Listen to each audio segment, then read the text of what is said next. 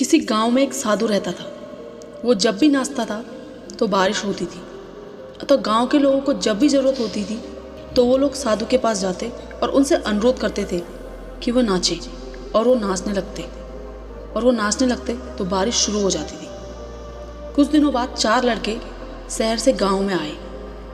जब उन्हें यह बात मालूम हुई कि किसी साधु के नाचने से बारिश होती है तो उन्हें यकीन नहीं हुआ।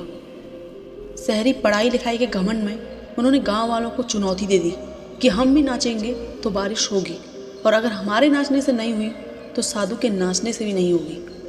फिर क्या था, अगले दिन सुबह सुबह गांव वाले उन लड़कों को लेकर साधु की कुटिया पर पहुंचे। साधु को सारी बात बताई गई। फिर लड़कों ने नाचना शुरू किया। आधा घंटा बीता और पहला लड़का थक कर बैठ गया, पर बादल नहीं दिखे। कुछ देर में दूसरे ने भी यही किया, और 1 घंटा बीतते बीते बाकी दोनों लड़के भी थक कर बैठ गए, पर बारिश नहीं हुई।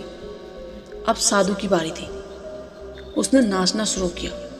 1 घंटा बीता, बारिश नहीं हुई। साधु नाचता रहा। 2 घंटा बीता, पर फिर भी बारिश नहीं हुई।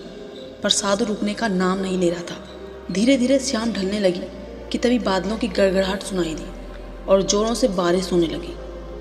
लड़के दंग रह गए और तुरंत साधु से क्षमा मांगी और पूछा, बाबा भला ऐसा क्यों हुआ कि हमारे नाचने से बारिश नहीं हुई और आपके नाचने से हो गई?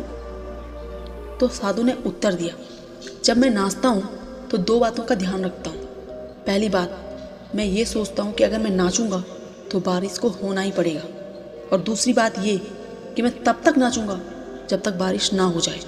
दोस्तों, सफलता पाने वालों में भी यही गुण विद्यमान होता है कि वो जिस कार्य को करते हैं उसमें उन्हें सफल होने का पूरा यकीन होता है, और वे तब तक उस कार्य को करते हैं जब तक कि उसमें सफल ना हो जाए। इसलिए यदि हमें सफलता हासिल करनी है तो उस साधु की तरह अपने लक्ष्य को प्राप्त करना ही होगा।